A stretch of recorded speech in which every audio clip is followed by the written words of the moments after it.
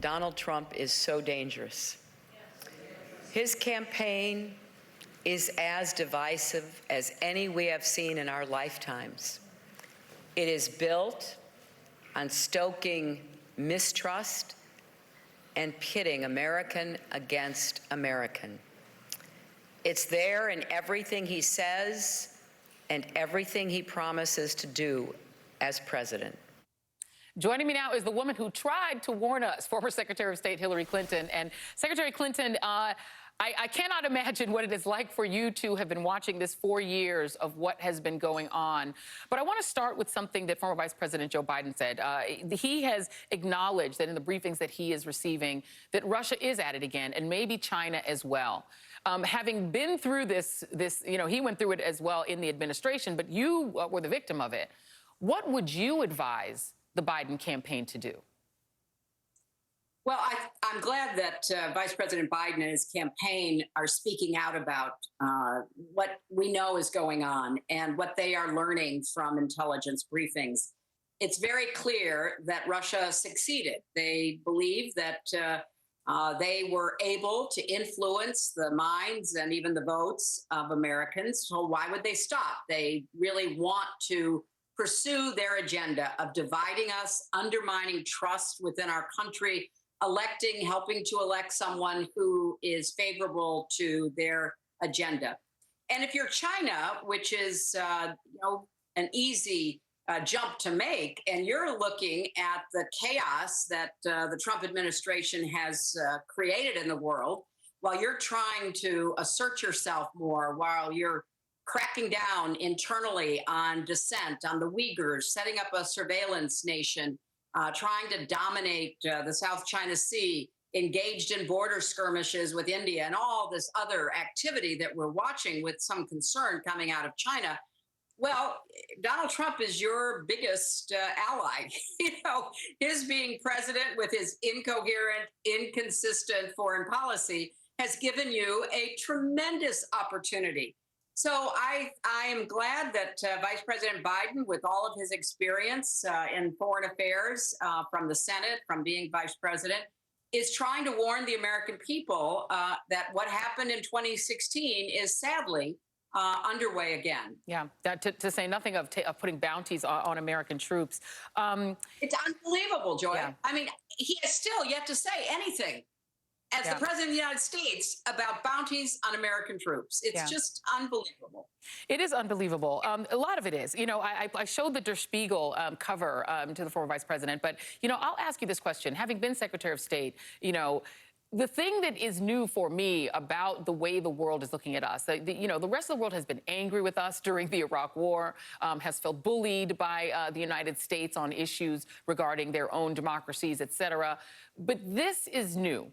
Pity.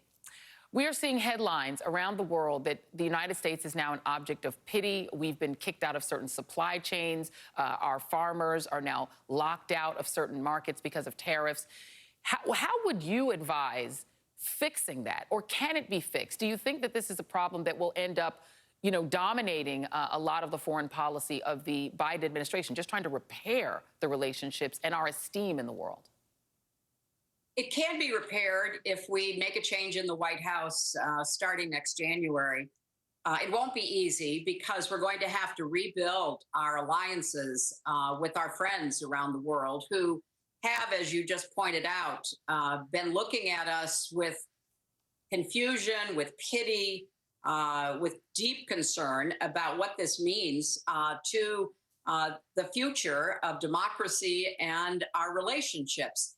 We're going to have to be very clear with adversaries like Russia, Iran, China, North Korea, that we are back in the business of diplomacy, tough-minded diplomacy to try to deal with the vacuums that have been created by this administration.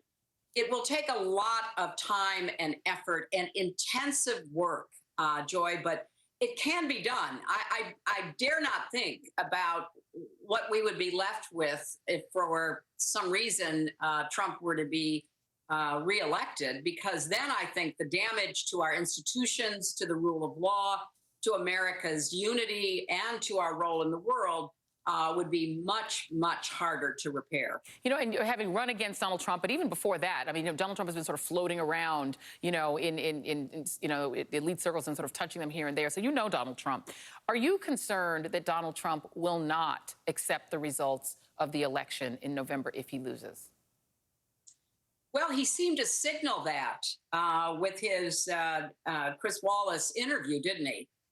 When he said he would have to wait. We have to be concerned, and I think it's something that not just the Biden campaign, but everyone in any position of responsibility on both sides of the political divide have to begin preparing for. And here's what I think that means. We need to shore up our electoral security. We need to make it possible for people to vote by mail. I'm involved in helping to support lawsuits against states that are trying to minimize or make that difficult because that's what the Trump administration wants.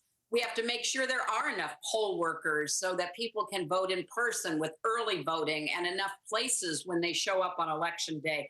We know what needs to be done. And I think it's fair to say, Joy, that the other side does too, because clearly the strategy for re-election that Donald Trump is following is to try to make it as difficult as possible for people to vote, to have those votes counted, to sow even further distrust in our electoral system, to be in a position, if he does get repudiated on election day, to say, well, I'm not sure it was fair, and to try to drag the process out.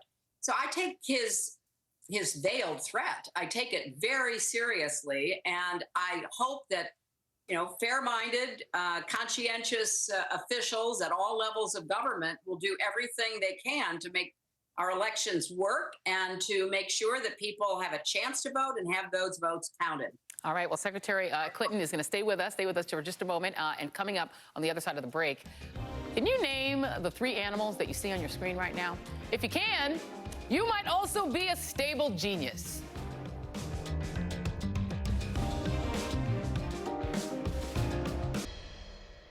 Let's take a test right now. Let's go down. Joe and I will take a test. Let him take the same test that I took. Incidentally, I took the test too when I heard that you passed it. Yeah, how did you do it? Well, it's not the hardest test. No, but the last... There's a picture and it says, what's that? And it's an elephant. No. You see, that's all misrepresentation. Well, that's what it was on the web. It's all misrepresentation. Because, yes, the first few questions are easy, but I'll bet you couldn't even answer the last 5 questions. Okay. Donald Trump claims that he aced a cognitive test, but the White House won't release his results, nor any other details, according to the New York Times. As Chris Wallace pointed out, the Montreal Cognitive Assessment, which Trump has reportedly taken in the past, is not especially difficult. We're back now with Secretary Hillary Clinton. And, and I mean this in all seriousness. I mean, people are giggling about his answer. But are you concerned, just based on Donald Trump's behavior, about he's needling Joe Biden about his cognitive abilities? Are you concerned about Donald Trump's? Well, I think anybody who has watched him over the last 4 years has to be concerned, and particularly watched his total absence of leadership with respect to the pandemic. If you were really looking for somebody to try to help our country get through this terrible virus that has cost jobs and lives and disrupted our society and economy, clearly he has failed. He's failed at the most fundamental job of being a president. And so, yes, I am concerned. I'm concerned because he doesn't seem up to the job. He doesn't seem capable of having the attention, the concentration, the focus, the discipline to stay with a problem that, like the pandemic poses. He seems to be, unfortunately, impulsive in what he says and he does. Which confuses a lot of people, governors, mayors, others who are trying to figure out what to do to save lives and save jobs. So I think every American who has seen him over the last 4 years, but particularly over the last 6 months with respect to the pandemic, should be concerned about him. I want to quickly play you a piece of video that you will remember. We're going to play it real quick. Russia, if you're listening, I hope you're able to find the 30,000 emails that are missing. I want to give you a chance to respond to the fact that Donald Trump has now commuted the sentence of at least one of the people who was listening. Russia was clearly listening, but so was Roger Stone. What do you make of the commutation of his sentence? Well, I think it's pretty clear that Stone threatened him. He probably threatened him privately, but he also threatened him publicly about what he would say if he had to go to prison. And this is a continuation of the cover-up. It's an ongoing cover-up that Trump and Stone are two of the major participants in, to try to prevent us from knowing all of the details about what they actually did in 2016. Some of it was very public. I mean, asking Russia in public to interfere in an American election, but some of it was clandestine, behind the scenes, sending messages, the kinds of things that we know about, and I think much more. So what he did was to use the awesome power of commutation as part of the pardon power of the president to basically shut up Roger Stone, so that Roger Stone would not spill any more beans about what actually happened and how much Donald Trump actually knew. Indeed. And before I let you go, in our last few seconds, I want to give you an opportunity to speak to the legacy of your friend, Congressman John Lewis, who passed away, and who we've been celebrating and talking about all weekend. But I want to give you an opportunity. I know his support meant so much to you. Well, his friendship, his example, his extraordinary leadership and service, Joy. I hope that Americans, as we mourn his passing, also are committed to following through with his legacy.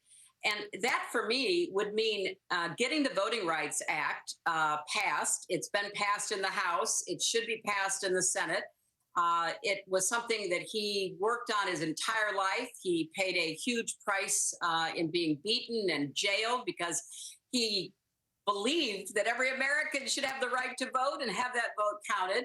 I would love to see the Senate take up the Voting Rights Act from the House and rename it the John Lewis Voting Rights Act, and as a fitting tribute to him, but as a continuation of his mission, his service, his work, his moral leadership. And I loved him. I just, loved him and miss him personally so very much. And I want to see the example he set really held up for years and generations to come.